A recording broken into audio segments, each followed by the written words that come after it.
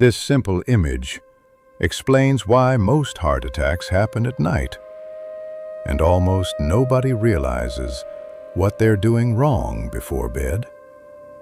And if you really want to understand why this happens, make sure you watch this until the end.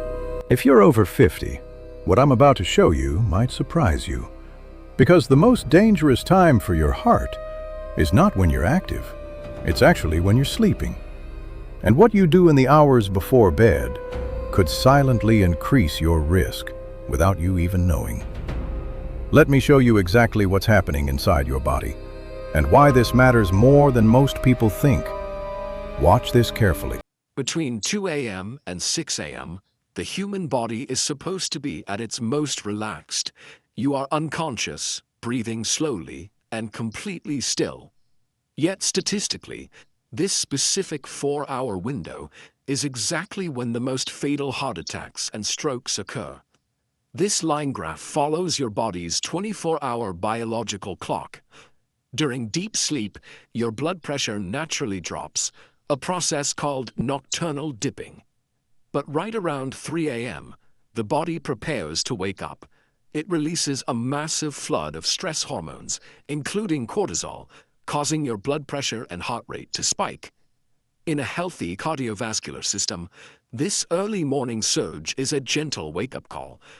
But for an aging heart, or arteries narrowed by plaque, this cortisol flood acts as an extreme physiological stress test, placing sudden mechanical strain on weakened vessel walls.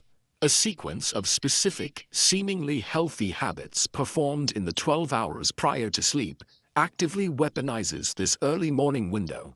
A standard evening routine, beginning at 6 p.m., unwittingly transforms the body's natural chronobiology into a biological time bomb. The evening television session often begins at 6 p.m. A person might sit motionless in a recliner for 3 to 4 hours straight. Down in the legs, gravity and stillness start working against the circulatory system. This creates venous stasis.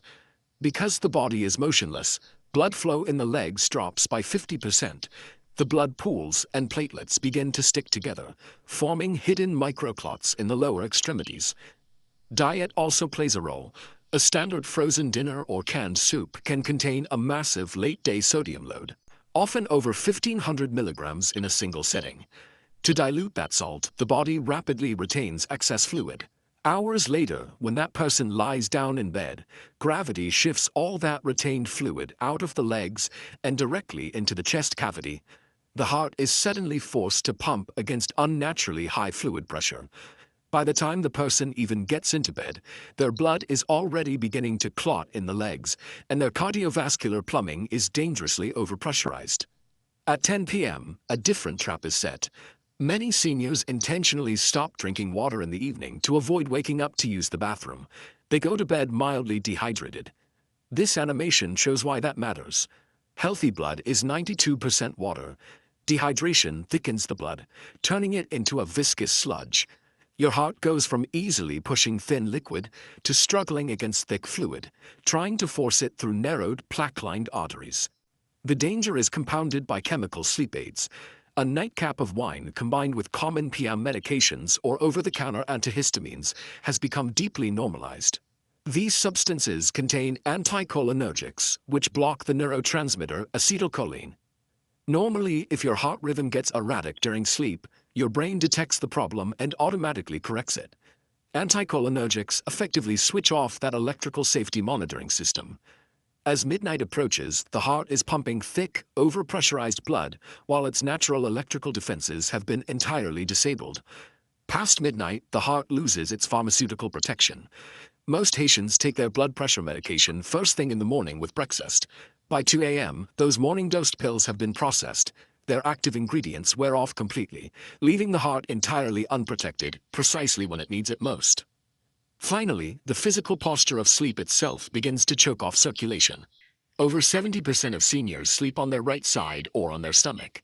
Sleeping on the right side compresses the inferior vena cava, the major vein returning blood to the heart. Stomach sweeping is even more restrictive. The neck rotates beyond 60 degrees. pinching carotid arteries and reducing blood flow to the brain by 42%. During the deepest hours of sleep, the body physically strangles its own vital circulation, just as its cardiovascular defenses vanish. At 3 a.m., the biological alarm triggers. The cortisol surge hits.